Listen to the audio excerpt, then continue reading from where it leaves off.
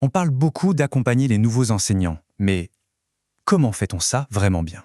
Et si on pouvait aller bien au-delà du simple conseil?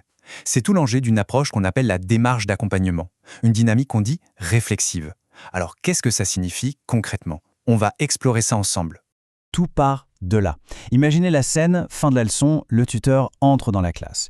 Et au lieu des questions habituelles du type qu'est-ce qui a bien marché, qu'est-ce qui a moins bien marché, il pose une seule question, toute simple, mais qui change tout. Comment avez-vous vécu la séance? Juste ça. Et cette question, elle change complètement la donne. Changer cette première question, ça peut sembler être un détail, mais en réalité, c'est une véritable bascule. On passe du jugement à la compréhension. Et ça, c'est la clé. Parce qu'en faisant ça, on cesse de se positionner en évaluateur pour commencer à construire une vraie relation de confiance. Et sans confiance, pas d'accompagnement efficace. C'est aussi simple que ça. Voilà, on est vraiment au cœur du sujet. Le but du jeu n'est plus du tout d'évaluer, de mettre une note, de dire ça c'est bien, ça c'est pas bien. Non. L'objectif, c'est de comprendre.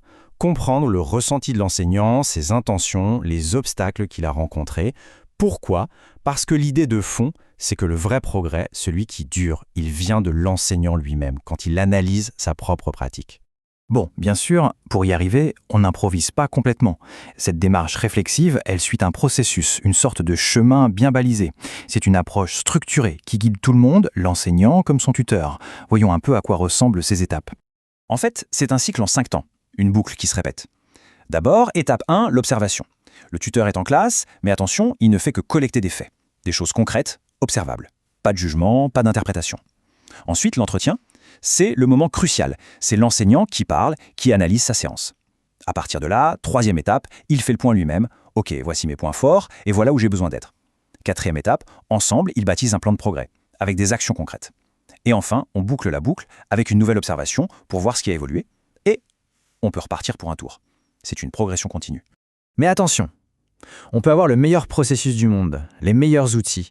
S'il manque un ingrédient essentiel, ça ne fonctionnera pas. Et cet ingrédient, c'est la posture de l'accompagnateur. C'est vraiment ça, le cœur du réacteur. C'est ce qui fait que tout le reste prend vie. Le changement fondamental, il est là. Le rôle du tuteur se transforme radicalement. Il n'est plus l'expert qui arrive avec ses solutions toutes faites. Non, il devient un facilitateur, quelqu'un qui, par son écoute, par ses questions, aide l'autre à trouver ses propres solutions. Alors concrètement, ça veut dire quoi? Avoir la bonne posture. Eh bien, ça veut dire écouter, mais écouter activement. Ça veut dire ne jamais juger. Ça veut dire aussi que quand on discute, on se base toujours sur des faits, ce qu'on a vu, ce qui s'est réellement passé, pas sur des impressions. C'est aussi très important de valoriser ce qui marche déjà, les réussites, même les plus petites. C'est sur ça qu'on peut construire. Et enfin, et c'est peut-être le plus crucial, on ne donne pas les solutions, on les co-construit ensemble. On voit bien la différence? Elle est énorme. On quitte complètement le modèle de l'expert qui sait tout et qui distribue des ordonnances. À la place, on a un professionnel qui marche à côté de son collègue, qui l'accompagne sur son chemin. C'est une relation entre pairs, basée sur l'autonomie et la confiance. D'accord, mais alors quel est l'effet de tout ça à plus grande échelle? Parce que cette démarche, en réalité, elle ne fait pas que transformer l'enseignant accompagné. Petit à petit, elle peut carrément changer la culture de toute l'école. Le premier impact, et il est immense, c'est que l'enseignant n'est plus seul. On sait à quel point le début de carrière peut être isolant, seul face à sa classe. Là, ils se sont soutenus, écoutés. Et surtout, il devient le moteur de son propre développement. C'est incroyablement puissant pour la motivation. Et imaginons maintenant que cette façon de faire se répande, que plusieurs tuteurs, plusieurs enseignants fonctionnent comme ça. Eh bien, c'est toute l'atmosphère de l'école qui change. On commence à voir naître une culture du travail collectif, du dialogue sur les pratiques.